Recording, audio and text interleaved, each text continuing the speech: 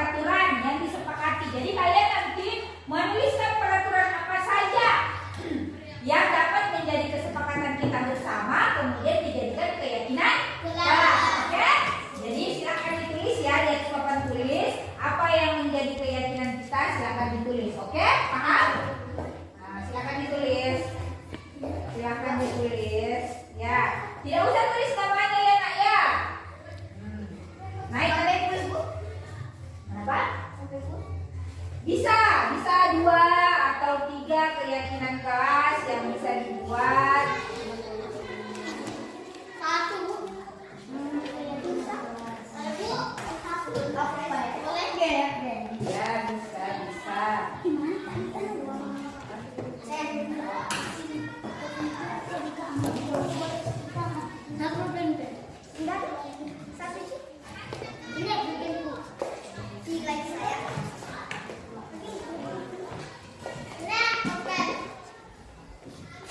Ya, pintar sekali. Salah satu keyakinan kelas yang akan kita buat ya seperti itu. Contohnya berempati kepada teman, meminjamkan temannya pun. Oke, nah coba apa kira-kira yang bisa kita jadikan kesepakatan kelas? Ibu kasih sebuah contoh. Kalau ke sekolah harus terlambat atau tidak? Tidak. Berarti datang apa? Tepat waktu. Apa? Silakan ditulis. Siapa yang mau tulis datang tepat waktu? Silakan ditulis kemudian tempelkan di atas ya. Kemudian berikutnya lagi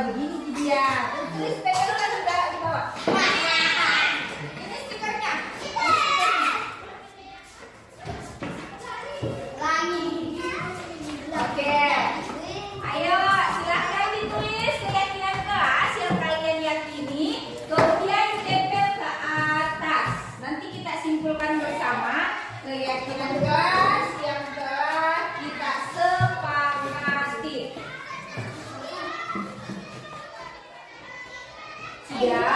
Ini nak tuan tak ada pun. Sudah Keila, jangan ya. Ayo, harus tertib. Ayo, harus tertib.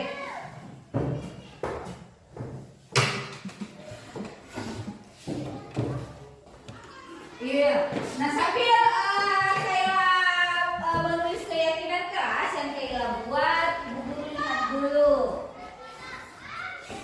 Tidak jelas Ya, tulisan bisa. semua karena Kenapa? tidak jelas tulisan karena tidak betul Iya, nggak apa-apa.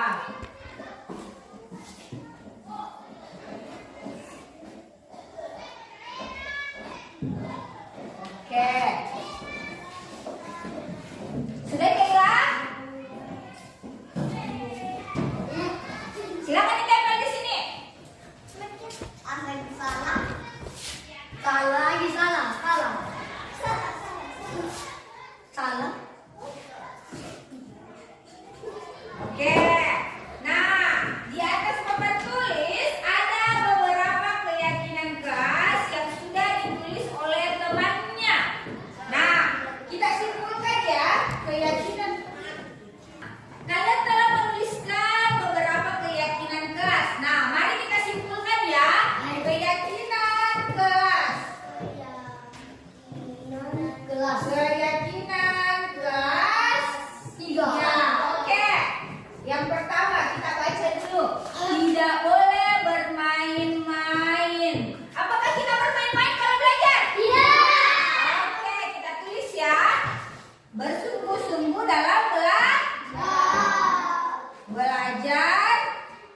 Bersungguh. Yang kedua, di sini dia bilang, ini tadi datang tepat Waktu. Ya. Datang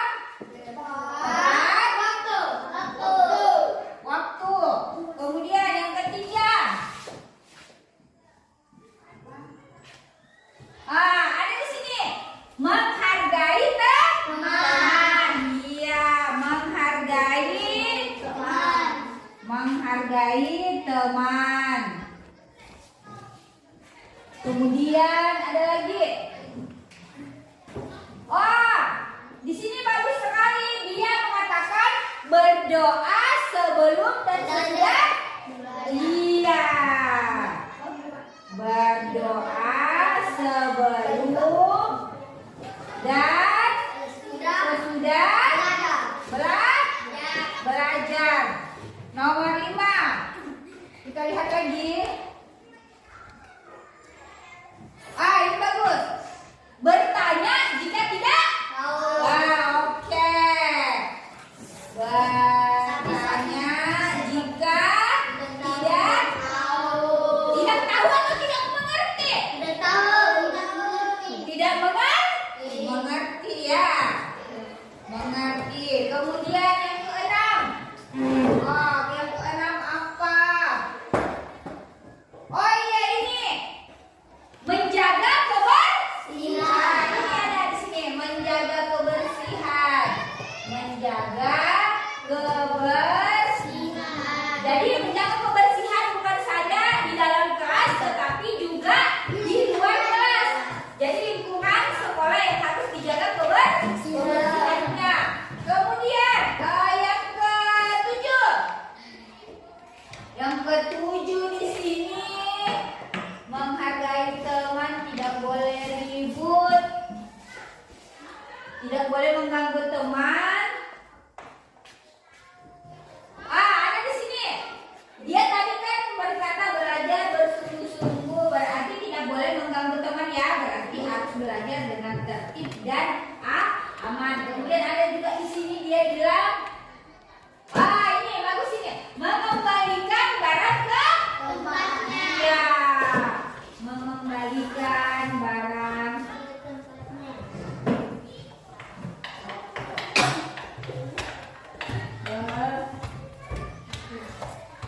ke tempatnya. Kemudian 8, mengembalikan barang ke tempatnya.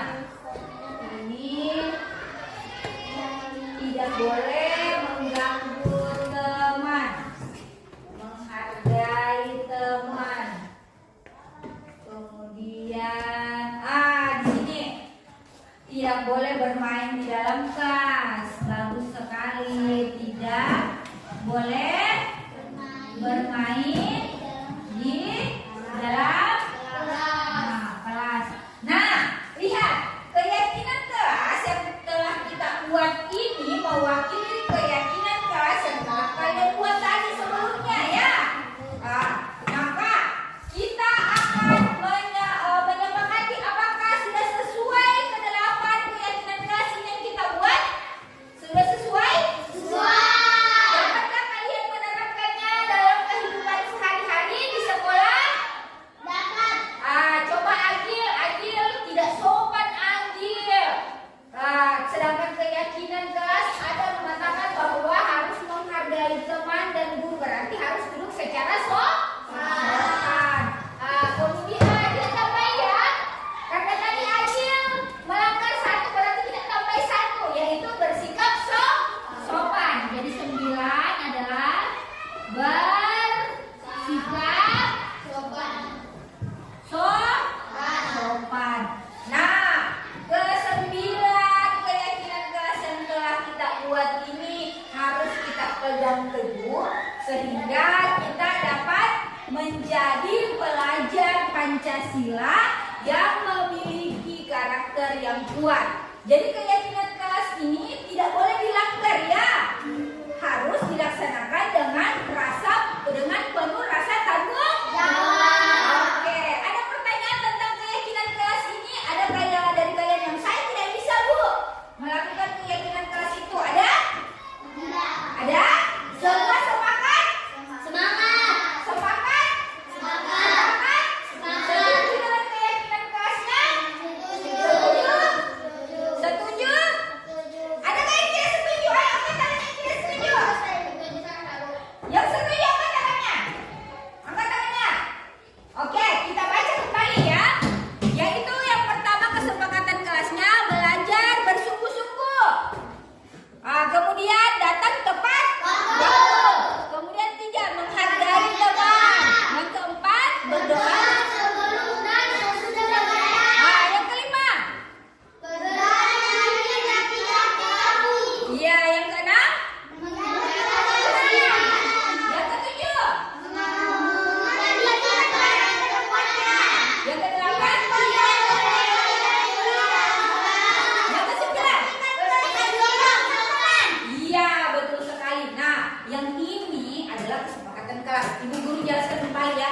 Belajar bersungguh-sungguh. Jadi kalau kalian belajar itu tidak boleh bermain, tidak boleh ganggu temannya ya. Tidak boleh ganggu temannya, bilang, ini Bu, ini ganggu saya. Nah, kalau kalian melanggar itu berarti kalian tidak melaksanakan pembelajaran dalam kelas secara bersungguh-sungguh. Nah, kemudian yang kedua, datang tepat waktu. Kita ke sekolah itu harus tepat waktu, tidak boleh terlambat ya. Kemudian 3, menghargai teman. Nah, kalau ada temannya yang berbeda pendapat itu harus dihargai. Nah, kalau ada teman yang berbeda pendapat itu kita harus menghargai. Yang keempat, berdoa sebelum dan sesudah. Oke. Nah, kalau kita mau berdoa, kalau kita mau belajar itu harus dimulai dengan sebuah doa. Meminta petunjuk yang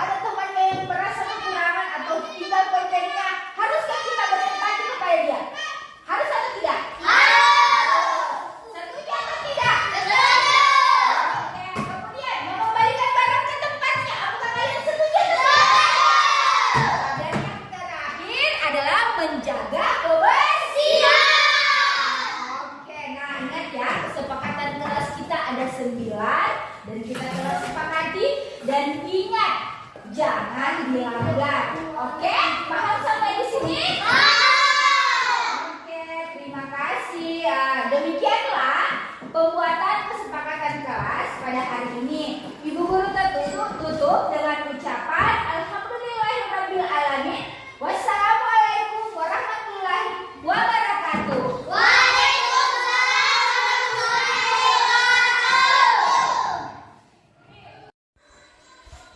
Assalamualaikum warahmatullahi wabarakatuh. Waalaikumsalam warahmatullahi wabarakatuh.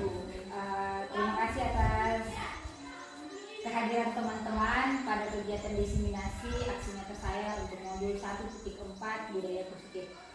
Sebelum saya masuk ke materi, saya akan membagikan Bapak Ibu guru presentasi materi saya dalam bentuk PowerPoint yang saya print dalam bentuk selebaran. Silakan pada saat saya nanti menjelaskan, silakan Bapak Ibu bertanya jika ada yang kurang dimengerti tentang presentasi saya hari ini.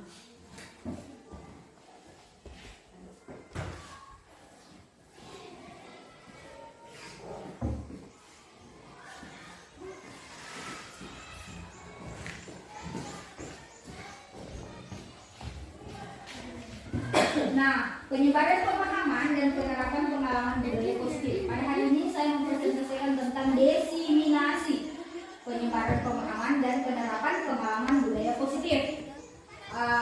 Perlu kita ketahui bahwa desiminasi itu adalah sebuah kegiatan yang isinya menyangkut tentang penyebaran sebuah pemahaman akan sesuatu kegiatan yang dilakukan dalam proses belajar mengajar.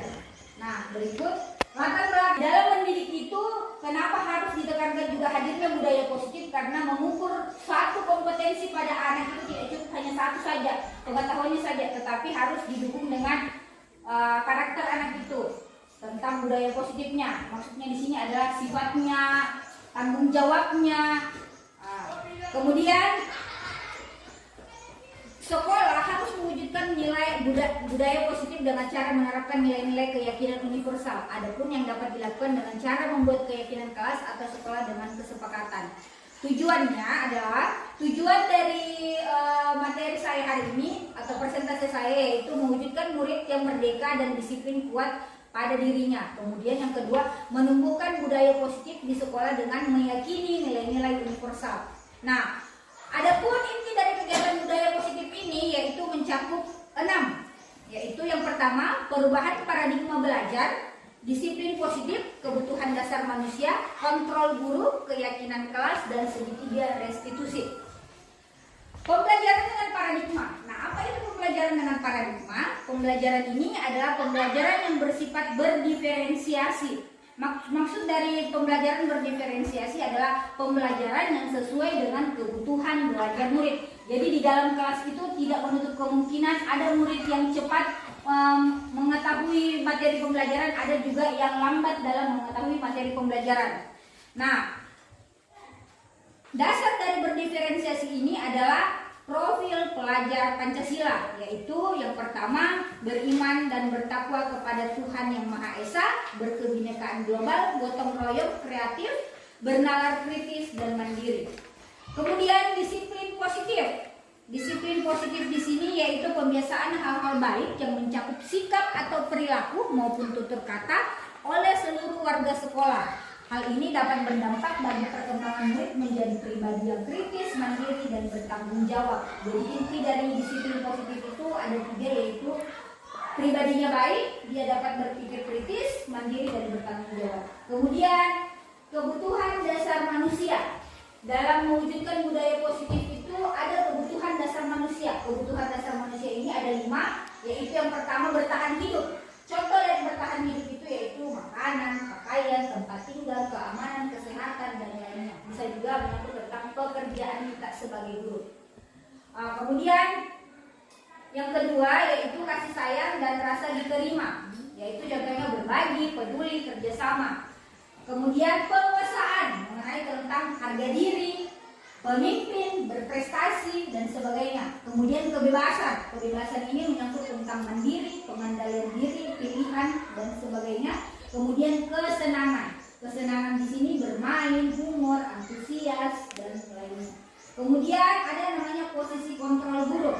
Nah, posisi kontrol guru ini juga ada 5, yaitu pembuku, pembuat merasa bersalah, teman, pemantau, dan manajer. Penjelasannya, kapan guru dikatakan penghukum? Guru dikatakan penghukum ketika ada seorang murid yang mengalami sebuah masalah dan dia ketika bertemu murid tersebut langsung mengatakan seperti ini. Contoh, kalau murid tersebut lambat dalam ke sekolah atau tidak mengerjakan tugas, guru tersebut langsung mengatakan seperti ini. Karena kamu terlambat, lari keliling lapangan sebanyak 3 kali putaran. Nah, kata-kata seperti ini yang disebut dengan penghukum karena dia langsung memberikan hukuman kepada murid. Nah, efek dari penghukum ini dapat menurunkan antusias murid dalam belajar. Karena yang pertama, si murid sudah capek, lelah 3 kali putaran. Kemudian yang kedua, tidak pede lagi masuk di dalam kelas karena sudah terlambat, sudah dapat lagi hukuman. Kemudian yang kedua, pembuat merasa bersalah. Nah, kapan murid berada di posisi pembuat merasa bersalah? Ketika guru berkata seperti ini, kenapa kamu masih terlambat? Ibu sudah tidak habis pikir dengan sikap kamu. Nah, kata-kata ibu sudah tidak habis pikir dengan sikap kamu itu dapat menekankan bahwa murid berpikir, oh gara-gara saya, ibu guru lagi marah sama saya, gara-gara saya, ibu guru nanti ditegur dan sebagainya. Kemudian, teman, posisi guru sebagai teman yaitu contoh katanya, ucapannya, ibu maklumi keterlambatan kamu kali ini. Tapi lain kali jangan sampai terulang lagi ya. Artinya di sini guru terlalu berlebihan dalam memberikan kebijaksanaan. Nah, disitulah posisi guru sebagai teman. Kemudian pemantau. Ibu lihat kamu masih saja terlambat. Nanti kalau jam istirahat kamu ketemu dengan ibu ya di ruangan guru. Nah, kata-kata ibu melihat di sini pasti tujuannya adalah sebagai pemantau. Nah, yang terakhir adalah posisi sebagai manajer. Manajer di sini ketika guru mengatakan seperti ini, apakah kamu tahu kesalahanmu? Untuk memperbaiki kesalahan yang telah kamu lakukan, apa yang dapat kamu lakukan? Nah, posisi manajer ini adalah posisi yang paling ditekankan harus dimiliki oleh setiap guru. Mengapa demikian? Karena posisi manajer ini adalah posisi dia dapat menggunakan segitiga restitusi. Akan kita bahas nanti segitiga restitusi. Kemudian keyakinan kelas. Nah, di sini seharusnya setiap tahun ajaran baru itu dan di setiap kelas kita harus membuat segitiga kita harus membuat keyakinan kelas. Keyakinan kelas di sini adalah hasil kesepakatan antara kita sebagai guru dan murid sebagai sasaran kita untuk tercapainya disiplin positif. Nah, keyakinan kelas adalah nilai-nilai kebajikan yang dibuat dan diyakini oleh guru dan murid. Keyakinan ini berupa pernyataan universal berbentuk positif dan abstrak yang tujuannya untuk meningkatkan kedisiplinan dan tanggung jawab pada diri murid. Nah, ini adalah contoh keyakinan kelas yang saya buat. Di sini ada 8 keyakinan kelas yang saya buat bersama murid saya di kelas 3, yaitu yang pertama, datang tepat waktu. Tujuannya datang tepat waktu adalah lebih untuk menghargai diri sendiri. Disiplin. Kemudian berdoa sebelum dan sesudah belajar itu merupakan kewajiban kita sebagai umat yang beragama. Kemudian menyimak penjelasan guru itu tujuannya untuk terbangun motivasi belajar murid, terbangun bersifat kritisnya, dan kemudian bertanya jika tidak mengerti itu juga terbangun sifat kritis, sikap kritisnya, bertanya jika tidak mengerti. Jadi kalau kita menjelaskan di dalam kelas harus kembali ditanya kepada siswa, adakah yang tidak dimengerti, adakah yang belum dimengerti. Jadi kita sebagai guru harus kembali mengulangi materi ajar kita. Kemudian belajar dengan aktif dan tertib. Jadi ketika dia belajar tidak mencolek temannya, mengganggu temannya, sehingga proses belajar mengajar itu berjalan dengan aman. Kemudian berempati kepada sesama. Nah, berempati kepada sesama ini menekankan kepada meminimalisir pembulian di dalam lingkungan sekolah maupun lingkungan kelas. Kemudian mengembalikan barang ke tempatnya merupakan tanggung jawab. Ketika dia mengambil barang, dia mengembalikan ke tempatnya. Kemudian menjaga kebersihan juga merupakan tanggung jawab dari murid. Kemudian segitiga restitusi. Nah, segitiga restitusi ini adalah segitiga atau langkah yang diambil ketika guru menghadapi masalah pada siswanya. Langkah-langkah itu ada yang pertama, menstabilkan identitas anak, validasi kebutuhan, dan menanyakan keyakinan. Contoh, kalau validasi kebutuhan, pertanyaannya seperti ini. Kamu tentu punya alasan mengapa melakukan hal itu. Kemudian menanyakan keyakinan, nilai-nilai apa saja yang telah kamu sepakati. Kemudian yang terakhir, menstabilkan identitas anak. Contohnya, setiap orang pasti pernah melakukan kesalahan. Nah, berikutnya adalah kasus murid dan pemecahan masalah menggunakan segitiga restitusi. Kemarin saya sudah mengadakan demonstrasi bersama rekan guru dan siswa saya di kelas 3. Terakhir adalah penutup. Dalam penerapan budaya positif di sekolah, hendaknya kita harus sesuai dengan hasil dari keyakinan kelas atau sekolah yang telah dibuat. Dan pada saat kita ingin mencari sesuatu atas hal sebuah kesalahan yang dilakukan oleh murid, hendaknya kita memposisikan diri kita dalam posisi kontrol sebagai pemantau dan manajer, serta menggunakan segitiga restitusi untuk pemecahan masalah tersebut. Nah, demikianlah presentasi saya, dan saya akhiri dengan mengucapkan wassalamualaikum warahmatullahi wabarakatuh. Saya ingin mengembalikan kepada rekan-rekan, apakah ada pertanyaan tentang presentasi saya hari ini?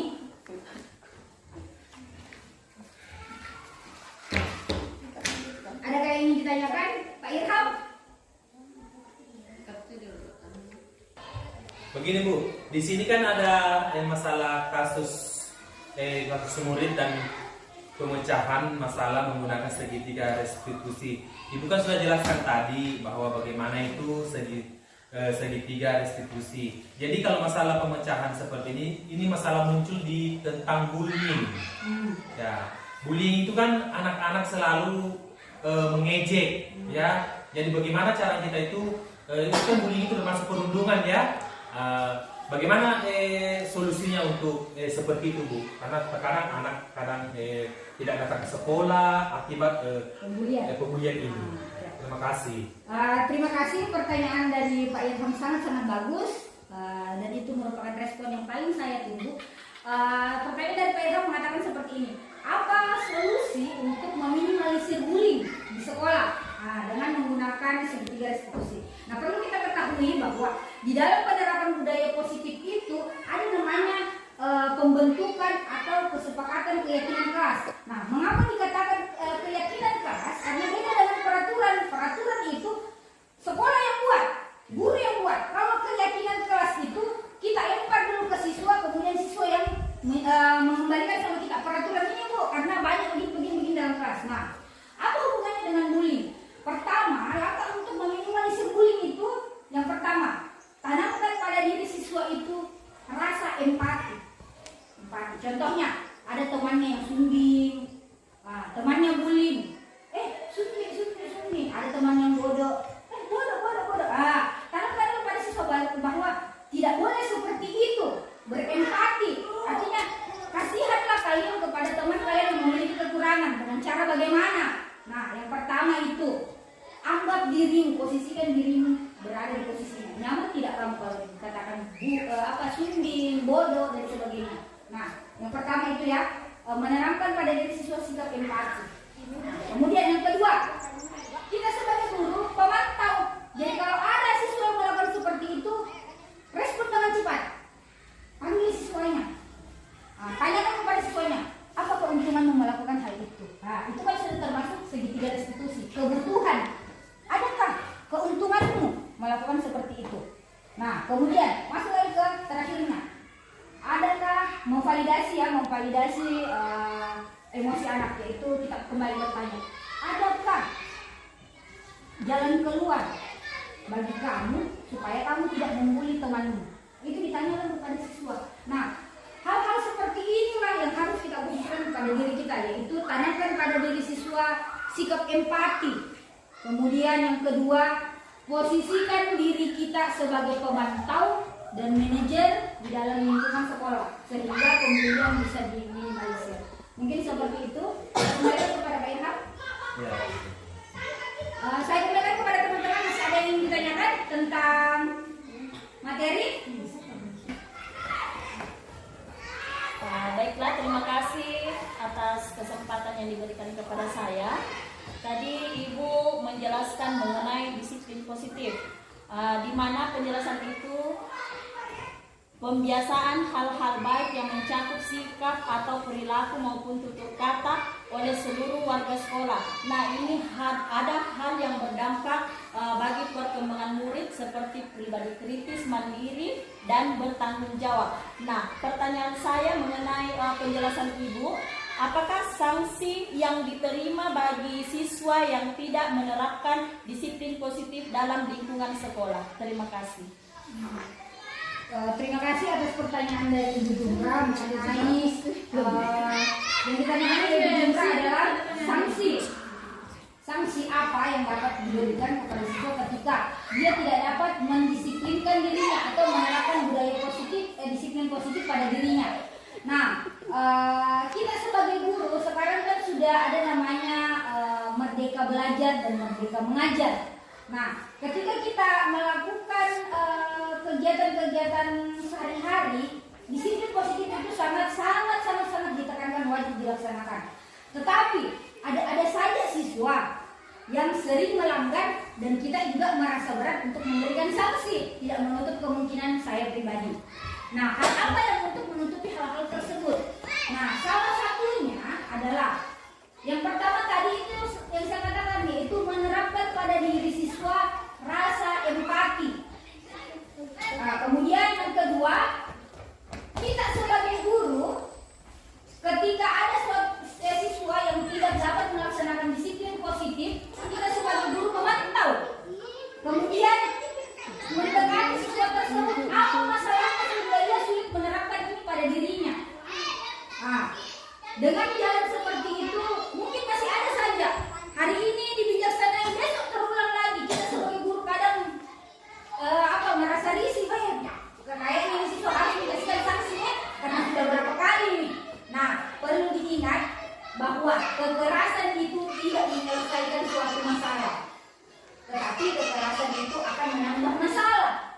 Nah, langkah kita sebagai guru untuk menyelesaikan masalah ini tidak dengan cara kekerasan, tetapi apa?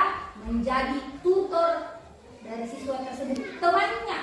Jadi bisa digunakan itu posisi kontrol guru sebagai teman ketika ada siswa yang masih berulang-ulang.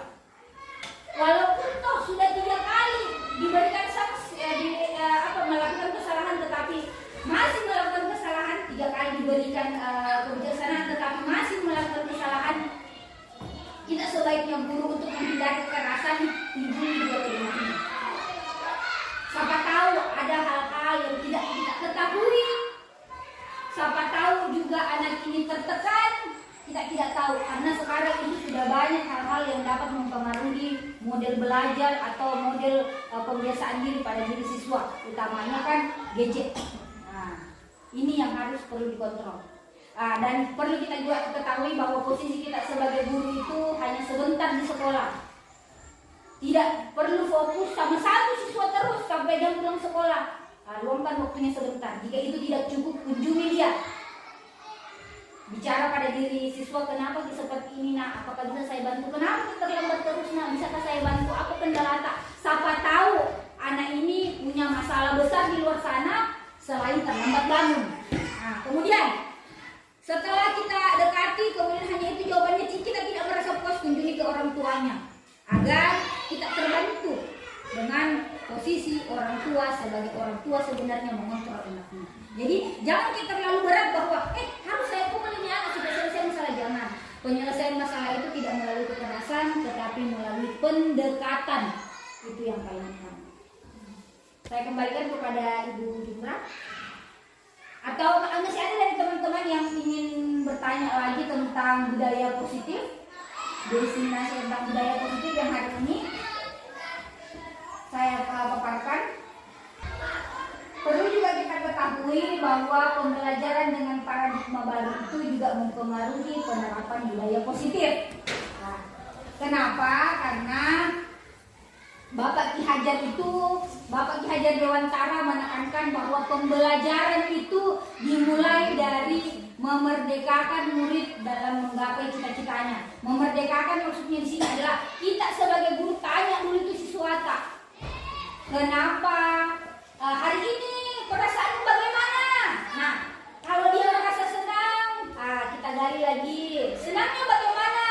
tatkala mereka sudah connect perasaannya dengan materi, dengan suasana atau proses belajar mengajar, barulah kita masuk ke dalam kelas. Dan saya tekankan kepada teman-teman, lihat kondisi kelas. Ketika siswa sudah merasa jenuh atau sudah ngawur di dalam, pancing mereka dengan ice breaking.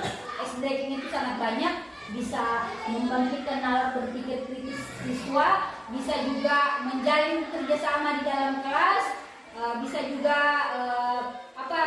memfokuskan kembali murid kepada inti dari pembelajaran. Nah, di dalam sini ada pembelajaran dengan paradigma baru. Paradigma baru di sini artinya berprofil pelajar Pancasila. Nah, di sini ada beriman dan bertakwa kepada Tuhan Yang Maha Esa. Harus diketahui bahwa kita adalah makhluk Tuhan, ciptaan Tuhan yang senantiasa harus menjunjung tinggi keyakinan yang kita miliki. Jadi hargai murid kita jika ada perbedaan yang ada di dalam kelas. Dengan begitu mereka merasa merdeka. Contoh, di kelas saya itu ada satu siswa saya yang beragama Kristen. Setiap kami memulai pembelajaran dia berdoa sendiri, walaupun dipimpin oleh ketua kelas, tetapi dia dengan percaya dirinya dapat meyakinkan dirinya bahwa hari ini saya memulai pembelajaran saya dengan berdoa kepada Tuhan saya, walaupun di dalam kelas itu ada dua agama yang berbeda. Kemudian berkebinekaan global, itulah tadi saling menghargai sesama manusia. Kemudian gotong royong. Nah, di sini mungkin perlu saya tambahkan untuk teman-teman. Saya tidak memposisikan saya sebagai yang maha tahu tentang proses belajar mengajar, tapi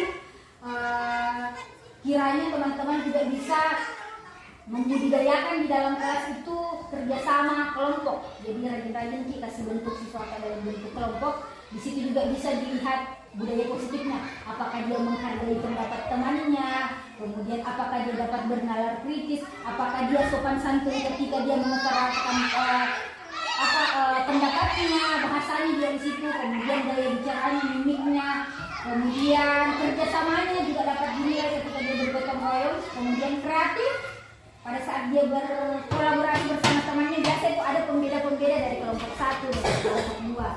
Kemudian bernalar kritis, dengan adanya kerja kelompok juga itu biasa siswa banyak hasil pikirannya, dan cara mereka menuangkannya dalam satu buah pikiran itu perlu bernalar kritis.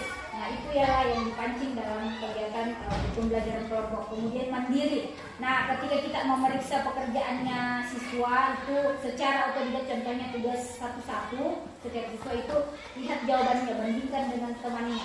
Apakah dia beda atau lainnya. Kemudian lihat cara dia mandiri dalam menjawab soalnya. Kemudian yang terakhir adalah ketika dia berempati kepada temannya, atau ada teman yang merasa dirinya kurang atau bagaimana, tolong Bapak Ibu guru kembali menekankan di dalam kelas bahwa pembulian itu tidak pernah dibenarkan. Jadi jangan sampai ada siswa kita yang kena pembulian, karena marak sekarang akibat pembulian nyawa melayang. Jadi jangan seperti itu. Semoga disiplin positif ini dapat mendisiplinkan kita, menghargai diri kita, sehingga kita jauh dari kata pembulian, lebih kepada berkebinekaan global dan empati. Masih ada pertanyaan dari teman-teman? Terima kasih atas kesempatan yang telah diberikan kepada saya. Di sini poin ketiga, kebutuhan dasar manusia. Ada bagian kesenangan. Di sini kesenangan saya lihat ada bermain, humor, antusias dan lainnya. Di sini saya biasa masuk di kelas 1. Ada siswa saya satu orang yang selalu bermain sendiri, tidak bergaul dengan temannya. Adakah dampak negatif dari siswa saya ini terhadap dia main sendiri, begitu? Dirinya sendiri. Oke, terima kasih pertanyaan dari Ibu Tika, yaitu menyangkut tentang kebutuhan dasar manusia, salah satunya kesenangan. Mencakup bermain, humor, antusias. Nah, sedangkan kita tahu bahwa di sekolah ada siswa yang main sendiri. Yang kita mau tahu di sini, adakah dampak bagi diri siswa tersebut ketika dia sibuk bermain sendiri, tidak bergaul dengan temannya. Nah, perlu kita ketahui banyak hal yang dapat melahirkan menemukan jati diri siswa yang seperti ini. Pertama, mungkin siswanya itu tidak pede main dengan temannya. Nah, kemudian kedua, dia meragukan kekuatan dari temannya. Apa contohnya? Saya tidak mau main dengan dia, Bu, karena dia tidak kompak dengan saya. Nah, kemudian yang ketiga, kemungkinan saja orang ini atau siswa ini asik, tidak ada yang mengganggu, tidak mau diganggu, makanya dia mau main sendiri. Nah, memang kita lihat itu, memang kita lihat pada diri siswa itu bahwa itu suatu hal yang kayaknya bagi dirinya itu tidak bagus karena kurang pergaulan. Nah, memang seperti itu. Adakah dampak bagi dia? Ada. Yang pertama, dia akan tidak percaya diri ketika dia ketemu dengan orang. Nah, karena apa? Dia terlalu percaya dengan dirinya sendiri, tidak percaya dengan orang lain. Nah, kemudian yang kedua, ketika dia sibuk bermain sendiri, yang kedua, dia akan tidak berpikir kritis. Pikirannya tidak berubah karena berputar dengan kekuatan dirinya sendiri. Contoh, ketika dia teriris tangannya pisau, ketika dia main sendiri, maka dia akan menyembunyikan hal itu, tidak mau lihat sama orang lain. Kenapa? Karena takut dimarahi. Dia akan berpikir, salahku memang ini iris tanganku. Dia tidak punya kekuatan untuk membela dirinya sendiri karena tidak ada orang membela karena gara-gara saya lentung begini tanganku. Kemudian yang ketiga, dampaknya bagi dia adalah bukan hanya kurang pergaulan, tidak percaya diri. Yang ketiga adalah dia akan mementingkan dirinya sendiri. Egoisnya akan tinggi. Ketika dia bermain sendiri, tidak ada teman berbagi. Dia tidak berbagi dengan orang. Tidak ada dalam dirinya itu sifat empati. Ketika dia sibuk bermain sama dirinya sendiri, pasti dia bilang begini. Kalau temannya temannya jatuh atau apa, dia main sendiri, kemudian temannya di situ jatuh, dia bilang salah sendiri. Tidak ada sifat empatinya. Egonya tinggi. Nah, bagaimana caranya kita meminimalisir hal itu sehingga dia bisa bermain dengan temannya? Nah, cara yang lebih efektif itu kita dulu. Karena dia kan tidak bisa terima temannya, ya. Dia tidak bisa main dengan temannya. Kita dulu main sama dia, kita ajak main sama dia. Di sini kita dulu main begini. Minimal itu ada, kita sebagai guru adalah modal tak bermain sama dia. Bisa jadi main ular tangga atau sembunyi-sembunyi. Contoh, ini Amorana ini tutup pulpen. Nah, kalau kasih yang mananya ini Amora, kira-kira yang ada isinya. Main-main kecil-kecil begitu saja di tempat duduk saja dulu. Nah, kemudian yang kedua, ketika dia sudah bisa menerima kita sebagai temannya, panggil temannya 1-2 orang. Di sini main 3 orang, di sini 4 orang. Nah, pasti lama-kelamaan dia akan berbaur dengan temannya yang lain dan kita akan keluar dari circle tersebut. Mampu dia beradaptasi dengan anaknya. Artinya posisikan kita sebagai manajer jembatan untuk dia masuk ke lingkungan temannya bermain. Jangan ditinggalkan nih, karena sebenarnya anak-anak seperti itu memang butuh bermain. Dan jangan kita sepelekan anak-anak itu kalau ketika dia bermain, karena sebenarnya itu bermain bisa juga dikontraskan atau diaplikasikan dalam bentuk pembelajaran. Justru dengan bermain, kadang itu lebih cepat siswa terserap di dalam kepalanya itu materi pembelajarannya. Mungkin seperti itu. Saya kembalikan kepada Ibu Tika. Ada lagi ya, saya kembalikan kepada Pak Ira, mungkin ada yang mau bertanyakan. Begini, tadi kan Ibu Amalia Kartika mempertanyakan tentang siswa yang belajar sendiri. Seperti yang dipertanyakan tadi tentang siswa yang bermain atau belajar sendiri.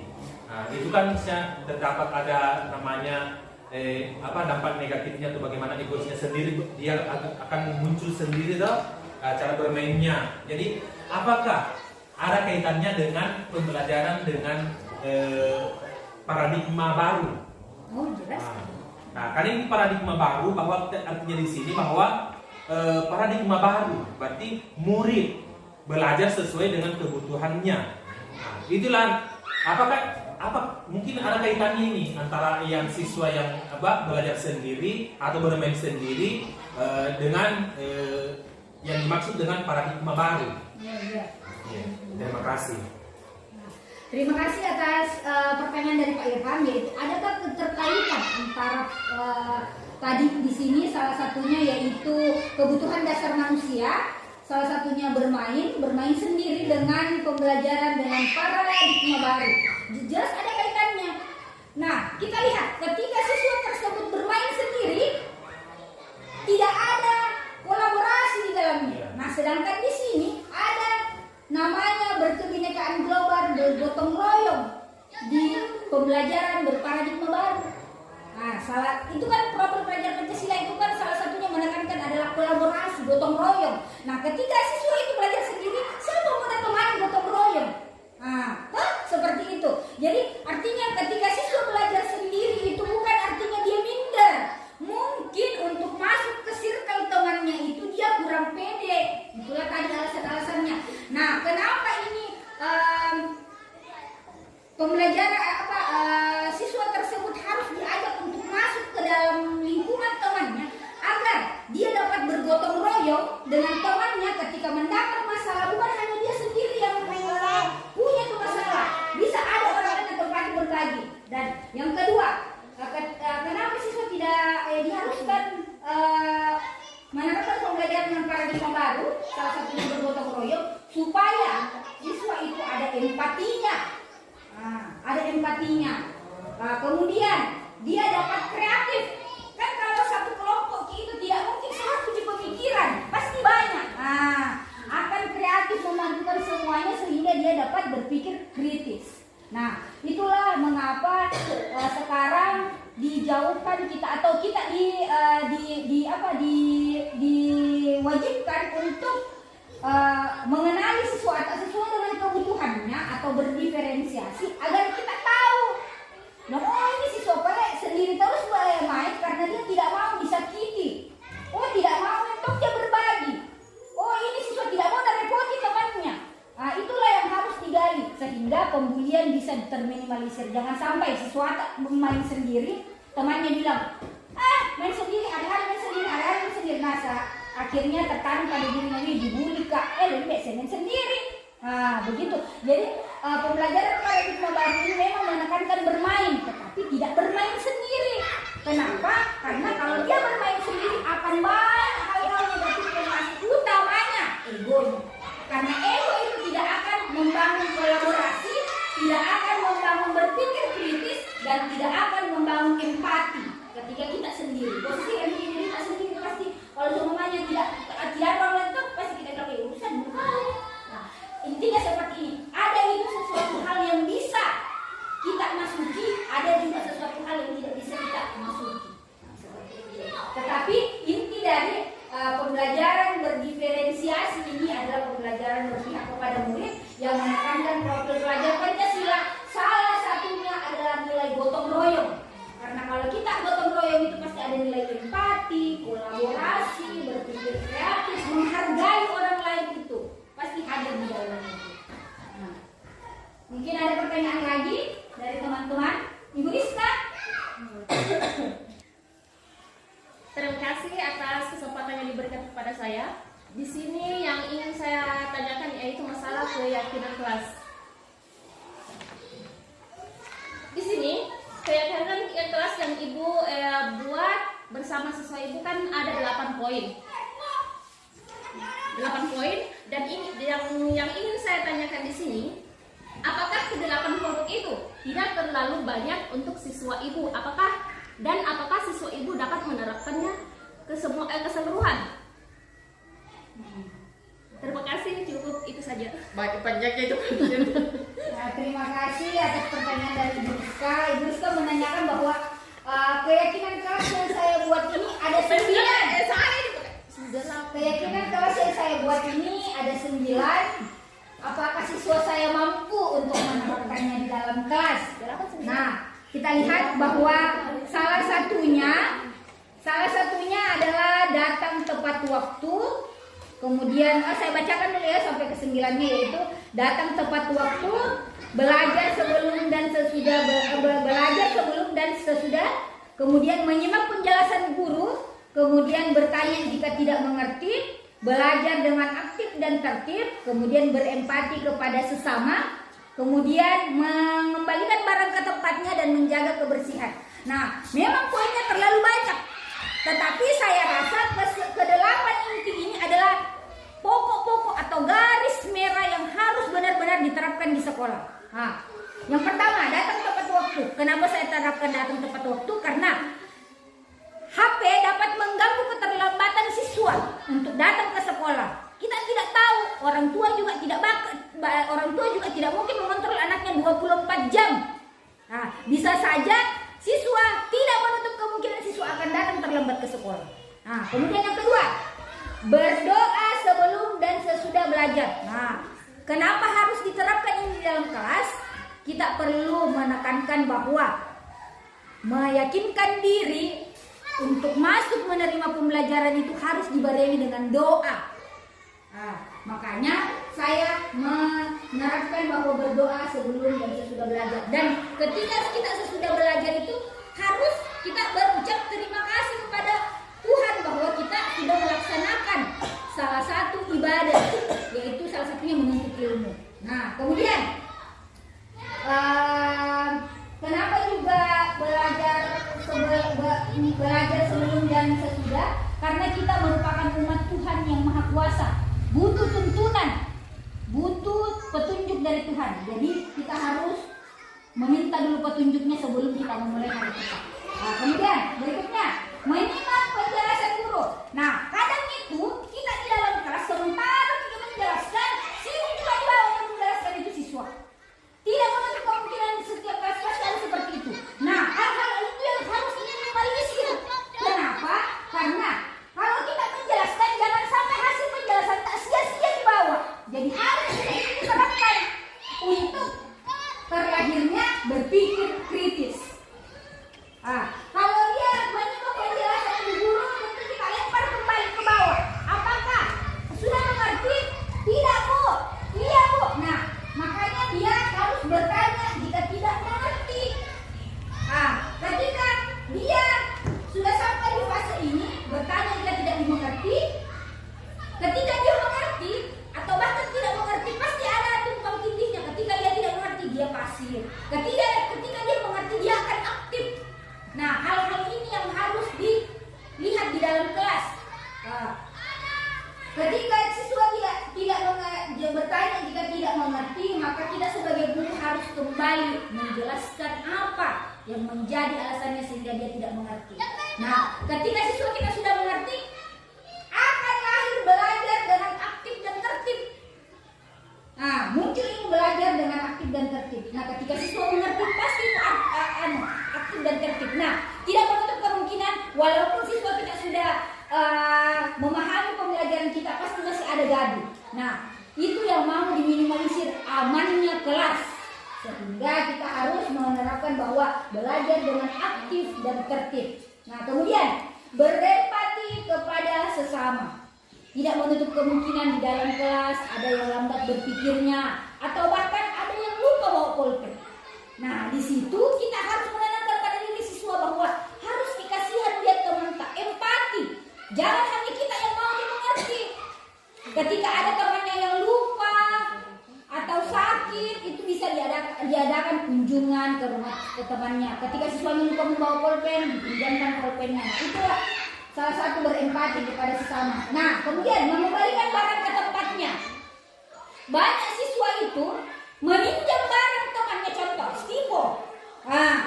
Pinjam dulu stipo, dia pinjam stipo ke temannya, dia pakai. Temannya yang punya stipo pusing ketika dia mau pakai. Mana tadi itu stipo? Siapa yang pinjam stipo? Temannya ditanya, kau tadi pinjam stipo terakhir. Dia lupa, kan saya kembalikan nih. Nah, itulah hal-hal yang seperti memang kecil, tetapi bagi kita itu luar biasa karena terbentuknya tanggung jawab pada diri siswa. Kemudian yang terakhir adalah menjaga kebersihan. Kita sering lihat siswa makan di dalam kelas, buang sembarangan apa. Nah, nyamankah kita mengajar ketika kelas kotor? Tentu tidak. Nah, itulah yang harus diterapkan piket harian. Sehingga kenapa saya mengambil ini terlalu banyak? Karena inilah intinya sebenarnya dalam proses belajar mengajar dan inti dari memerdekakan siswa. Kedelapan ini juga tidak saya bentuk sendiri. saya minta dari siswa pada awal pembelajaran, pada awal semester. Saya minta dari siswa, coba di dalam kelas kita akan membuat keyakinan. Keyakinan itu bisa kalian utarakan sendiri.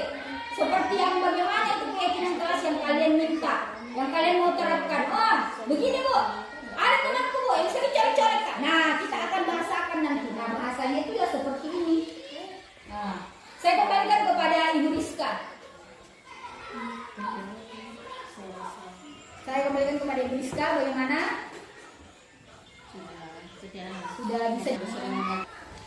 Ya, terima kasih atas kesempatan yang diberikan. Di sini poin 6 segitiga restitusi. Saya kembali di sini yang saya tanyakan di sini poin 6 segitiga restitusi. Bisakah Ibu jelaskan lagi secara rinci mengenai ini segitiga restitusi? Karena di sini saya kurang paham yang mengenai segitiga restitusi yang dipaparkan Ibu. Terima kasih. Nah, di sini Ibu Jusra menanyakan tentang segitiga restitusi.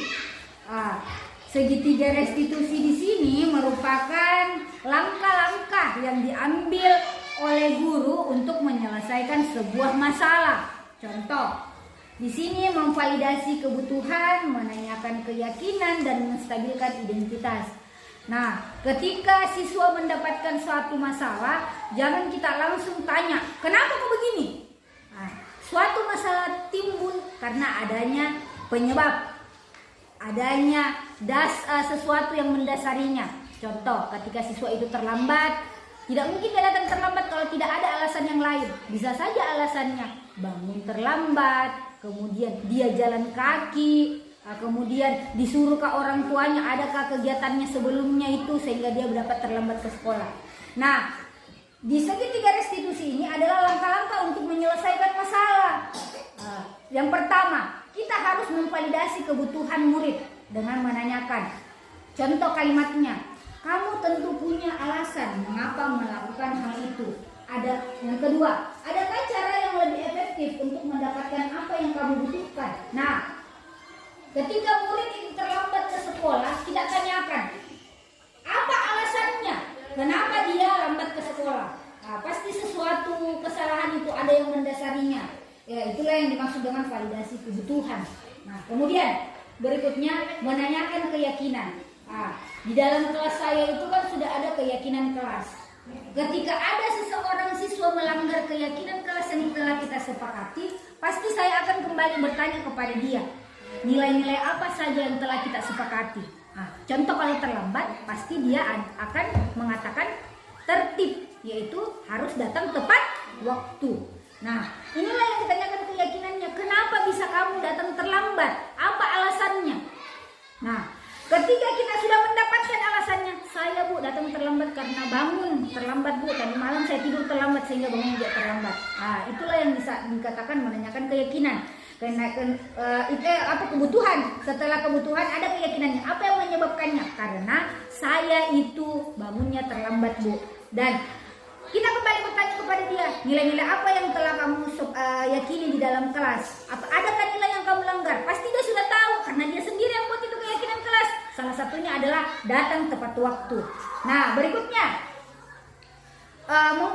menstabilkan identitas anak. Ketika anak ditanya itu tidak menutup kemungkinan dia gemetar, takut, was-was, bahkan kadang langsung mungkin kabur. Kalau ditanya, pasti itu akan ada di dirinya siswa. Bukan hanya dirinya siswa, kita pun kadang kalau melakukan kesalahan seakan-akan dibilang, seandainya langsung besok supaya terlewati di masalah. Nah, ada satu langkah yang harus menjadi penutup, yaitu menstabilkan identitas anak. Kita yakinkan sama dirinya siswa bahwa semua manusia itu pasti memiliki kesalahan, tidak menutup kemungkinan kamu. Saya pun juga pasti memiliki kesalahan sebagai guru. Kata-kata yang seperti itu dapat menstabilkan diri siswa bahwa ternyata bukan cuma saya yang menghadapi masalah. Ternyata pada ini masalah bisa diselesaikan juga orang lain. Posisi kita sebagai guru di sinilah yang dituntut sebagai manajer. Tidak menyalahkan siswa, tetapi memfasilitasi perasaannya agar kembali pulih. sehingga dia tidak melakukan kesalahan itu, belajar dari kesalahannya sehingga menjadi pribadi yang lebih baik lagi. Nah, menstabilkan identitas ini salah satunya kata-katanya seperti ini. Setiap orang pasti pernah melakukan kesalahan tanpa terkecuali kamu. Tetapi adakah langkah yang dapat kamu tempuh agar kamu dapat keluar dari masalah ini? Pasti siswa itu merespon, ada Bu, cara saya bangun tepat waktu, tidak tidur terlambat, dapat mengatur waktu saya antara bermain, belajar, dan istirahat. Nah itu. Kemudian, kamu bukan satu-satunya yang pernah melakukan kesalahan. Nah ketika kata-kata ini muncul, pasti diri siswa bilang, oh ternyata Pale, ini kesalahan ini bukan hanya saya, orang lain juga pernah. Dan hal masalah ini bisa saya selesaikan dengan ibu guru. Pasti siswa itu akan merasa bahwa, oh terima kasih Bu, dalam kesalahan ini saya dapat belajar menjadi pribadi yang lebih baik. Semoga kedepannya ini tidak terulang lagi. Nah itulah inti dari kegiatan studi restitusi. Saya kembalikan kepada Ibu Jusra. Terima kasih atas waktu yang Ibu dan Bapak Guru berikan kepada saya, menyempatkan waktu untuk mengikuti kegiatan saya yaitu diseminasi dari budaya positif. Saya dapat menyimpulkan kegiatan kita hari ini dengan penerapan budaya positif di sekolah itu sangat penting. Menilai siswa dari satu sisi pengetahuannya saja itu tidak cukup, tetapi harus dinilai dari sisi yang lain, yaitu nilai-nilai karakter dari siswa. Kenapa? Karena apalah daya siswa yang pandai tetapi attitude-nya tidak bagus, dan apalah daya juga ketika siswa attitude-nya bagus tetapi pengetahuannya kurang. Jadi karakter dan pengetahuan yang seiring sejalan, kita sebagai guru memposisikan diri sebagai manajer, dan posisi kontrol kita sebagai guru memantau apa yang menjadi kebutuhan dasar siswa kita, kemudian menyempurnakan kebutuhan mereka dengan cara berproses setiap hari. Jangan sampai kita lalai menjadi pendidik, jangan sampai kita terlupa dengan profesi yang Tuhan amanatkan kepada kita. Nah, saya juga berterima kasih atas respon dari teman-teman menanyakan tentang persentase saya hari ini. Saya berikan apresiasi yang sangat baik kepada teman-teman, dan saya tutup dengan ucapan Bapak Ki Hajar Dewantara tentang budaya positif, yaitu mempunyai ketetapan, tidak tergoyahkan, berisi dengan berilmu pengetahuan, hingga yakin dengan seyakin-yakinnya bahwa apa yang dilakukan adalah benar dan baik, adalah sesuatu yang seiring sejalan dengan terlahirnya profil pelajar Pancasila. Dan saya tutup presentasi saya hari ini dengan ucapan Alhamdulillahirabbil alamin. Wassalamualaikum warahmatullahi wabarakatuh. Waalaikumsalam warahmatullahi wabarakatuh.